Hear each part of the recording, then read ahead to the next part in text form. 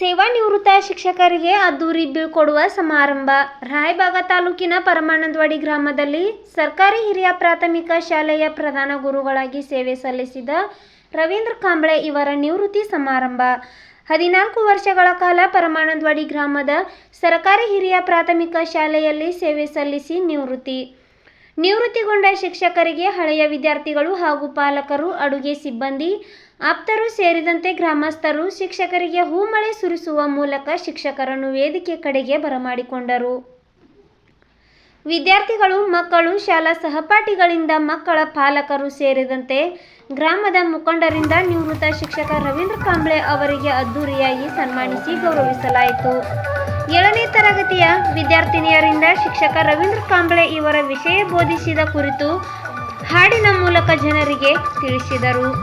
ಶಿಕ್ಷಣ ಇಲಾಖೆಯ ಹಾಗೂ ಎಸ್ಡಿಎಂಸಿ ಅಧ್ಯಕ್ಷ, ಉಪಾಧ್ಯಕ್ಷ, ಸದಸ್ಯರಿಂದ ನಿವೃತ್ತ ರವೀಂದ್ರ ಕಾಂಬ್ಳೆ ಗುರುಗಳಿಗೆ ಸತ್ಕಾರ ಕಾರ್ಯಕ್ರಮ ನೆರವೇರಿತು. ಈ ಸಮಯದಲ್ಲಿ ಸ್ವಾಮಿ ವಿವೇಕಾನಂದ ಶಿಕ್ಷಣ ಸಂಸ್ಥೆಯ ಸಂಸ್ಥಾಪಕರಾದ ಬಸವರಾಜ್ ಸನದಿ ಶಿಕ್ಷಕರ ಕುರಿತು ಮಾತನಾಡಿದರು. ಹೋದ ಸಲ ನಮ್ಮಲ್ಲಿ ಕನ್ನಡ ಸಾಹಿತ್ಯ ಸಮ್ಮೇಳನ, ಅದು 6ನೇ ಕನ್ನಡ ಸಾಹಿತ್ಯ ಸಮ್ಮೇಳನ. ಆ ಸಮ್ಮೇಳನದಲ್ಲಿ ಇವರು ಸ್ವಲ್ಪ ಏನೋ ಆರಾಮಿದ್ದಿಲ್ಲ, ತಳವಾರ ಸರ್ ಇದ್ದರು ಇಲ್ಲಿ ಇನ್ಚಾರ್ಜ್. ಆದರೆ ನಮ್ಮ ಯಶಸ್ವಿ ಆಗಲಿಕ್ಕೆ ಇಡೀ ರಾಜ್ಯದಲ್ಲಿ ಕನ್ನಡ ಸಾಹಿತ್ಯ ಸಮ್ಮೇಳನ ತಾಲೂಕು ಮಟ್ಟದ ಯಶಸ್ವಿ ಆದ ಇಡೀ ರಾಜ್ಯದಲ್ಲಿ ನಮ್ಮದೇ. ಅದಕ್ಕೆ ಕಾರಣೀಭೂತರು ಯಾರು ಇದ್ದರೆ ನಮ್ಮ ಕನ್ನಡ ಶಾಲೆಯ ಶಿಕ್ಷಕರು ಹಾಗೂ ನಮ್ಮ ಗ್ರಾಮ ಪಂಚಾಯತ್ ಸದಸ್ಯರು ಅದಕ್ಕೆ ಇದು ಮಾಡ್ಯಾರ. ಆದರೆ ವ್ಯವಸ್ಥಿತವಾಗಿ ಊಟ ದಿವಸ ಎಲ್ಲ ಇಲ್ಲೇ ಮಾಡಿದ್ದೀವಿ ನಾವು.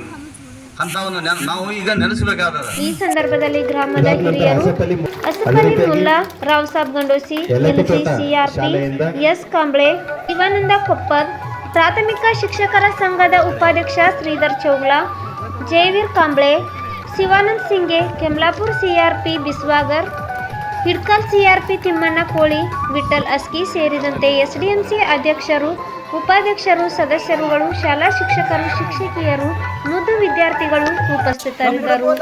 ಎಲ್ಲರಿಗೂ ನಮಸ್ಕಾರ. ನಮಗೆ ಯಾವ ಪ್ರಯಾಸ ಆಗಿಲ್ಲ.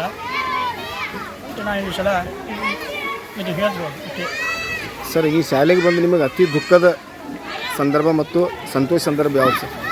ದುಃಖ ಸಂದರ್ಭ ಯಾವುದಿಲ್ಲ ರೀ. ಯಾರೂ ಏನೋ ಪ್ರಯಾಸ ಮಾಡಿಲ್ಲ ಸರ್.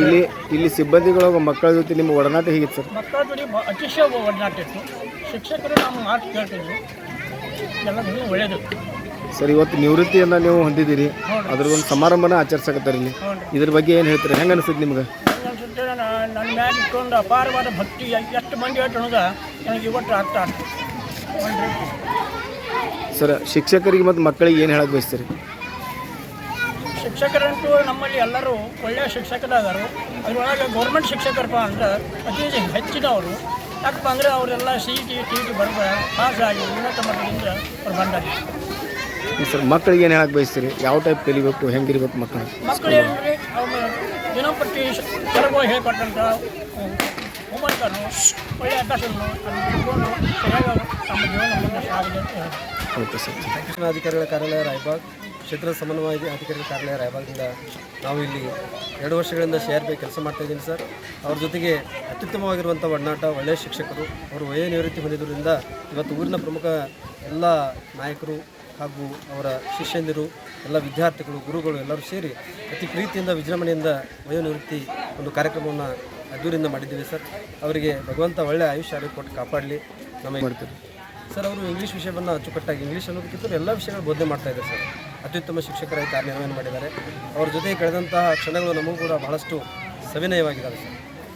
ಸರ್, ನಿಮ್ಮ ಸಂತೋಷ ಆಗಿದೆ ಸರ್. ನಿಜವಾಗ್ಲೂ ಭಾಳಷ್ಟು ದುಃಖ ಆಗ್ತಾಯಿದೆ. ಯಾಕೆ ಅಂತಂದಾಗ ವಯೋನಿವೃತ್ತಿ ಸಹಜ ಸರ್. 60 ವರ್ಷಗಳಾದಮೇಲೆ ಸರ್ಕಾರ ನಿಯಮ ಪ್ರಕಾರ ನಾವು ನಿವೃತ್ತಿ ಹೊಂದಲೇಬೇಕು.